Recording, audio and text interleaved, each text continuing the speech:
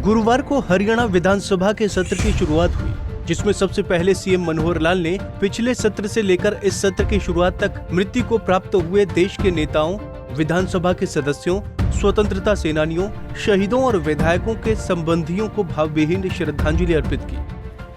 विधानसभा के इस सत्र की पूर्व बैठकों में और इस बैठक के मध्य में जिन महानुभावों का देहांत हो गया, हमारे बीच में नहीं रहे, ऐसे सभी व्यक्तियों के बारे में मैं सदन में शोक प्रस्ताव रखता हूं।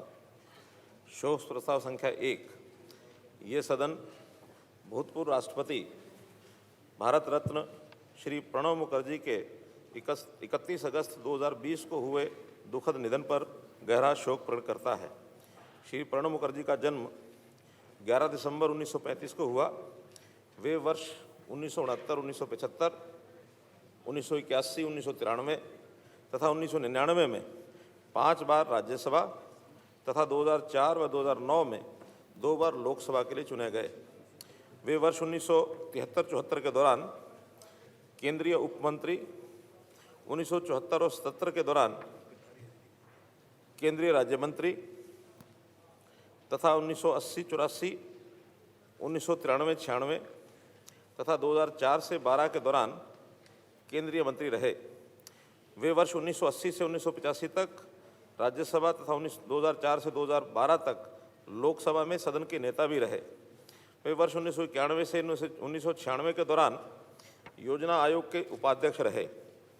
उन्होंने 25 जुलाई 2012 से 25 जुलाई 2017 तक भारत के राष्ट्रपति के सर्वोच्च पद को सुशोभित किया।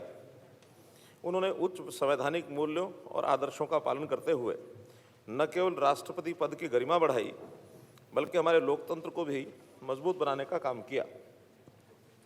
उनकी अतुल्य सेवाओं के लिए उन्हें वर्ष 2008 में पद्म विभूषण तथा 2019 में देश के सर्वोच्च सम्मान भारत रत्न से अलंकृत किया गया। उनका लंबा राजनीतिक और प्रशासनिक जीवन सत्यनिष्ठा, कड़ी मेहनत व निस्वार्थ सेवा भाव से ओतप्रोत था। वे उच्च कोटि के लेखक भी थे। उन्होंने अपने दीर्घ अनुभवों और विशद ज्ञान को पुस्तकों के माध्यम से साझा किया। लोकतंत्र, संविधान और राजनीति को लेकर साझा किए गए उनके विचार सदैव हमारा मार्गदर्शन करते रहेंगे। उल्लेखनीय, मैं ये जोड़ना चाहूँगा कि उन्होंने हरियाणा के 2 जिले, गुरुग्राम और नूंह जिला, उसके 100 से ऊपर गांव अडॉप्ट किए और एक फाउंडेशन के माध्यम से उन गांवों का, बहुत से गांव में कई प्रकल्प चला करके और उन गांवों का कायाकल्प भी किया। उनके निधन से देश एक उच्च कोटि के शिक्षाविद, प्रखर राजनेता एवं कुशल प्रशासक की सेवाओं से वंचित हो गया है। ये सदन दिवंगत के शोक संतप्त परिवार के सदस्यों के प्रति अपनी हार्दिक संवेदना व्यक्त करता है। सीएम के बाद नेता विपक्ष भूपेंद्र सिंह हुड्डा ने भी शोक प्रस्ताव पढ़ा और दिवंगत आत्माओं को भावविहीन श्रद्धांजलि दी। नेता सदन ने प्रस्ताव रखा है, उसको आगे ले जाते हुए ये सदन भूतपूर्व राष्ट्रपति भारत रत्न श्री प्रणब मुखर्जी के 31 अगस्त 2020 को हुए दुखद निधन पर गहरा शोक प्रकट करता है। श्री प्रणब मुखर्जी का जन्म 11 दिसंबर 1935 को हुआ। वे वर्ष 69, 75, 81, 93 और तथा 99 में 5 बार राज्यसभा तथा 2004 व 2009 में 2 बार लोकसभा के सदस्य के लिए चुने गए। वे 73-74 के दौरान केंद्रीय उप मंत्री, 74-77 के दौरान केंद्रीय राज्य मंत्री और 80 से 84, 93 से 96 तथा 2004 से 2012 के दौरान केंद्रीय मंत्री रहे। ये वर्ष 1980 से 85 तक राज्यसभा तथा 2004 से 2012 तक लोकसभा के सदन के नेता भी रहे। वे वर्ष 91 से 96 के दौरान योजना आयोग के उपाध्यक्ष रहे।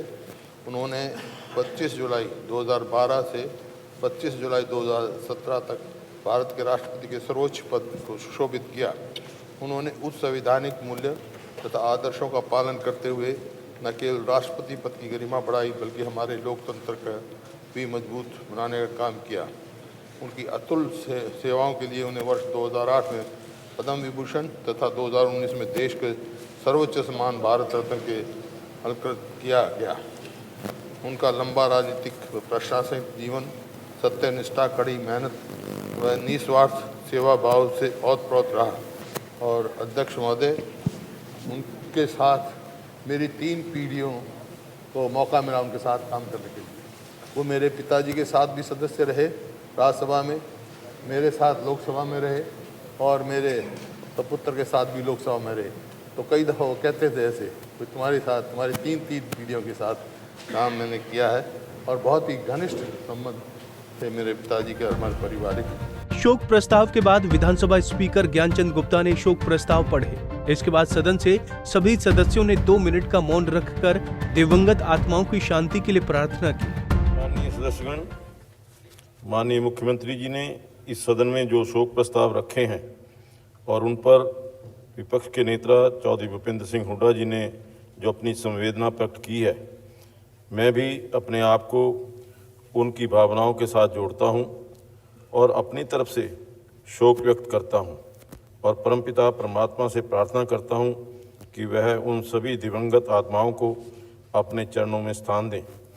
मैं इस सदन की भावनाओं को सभी शोक संतप्त परिवारों के पास पहुंचा दूंगा।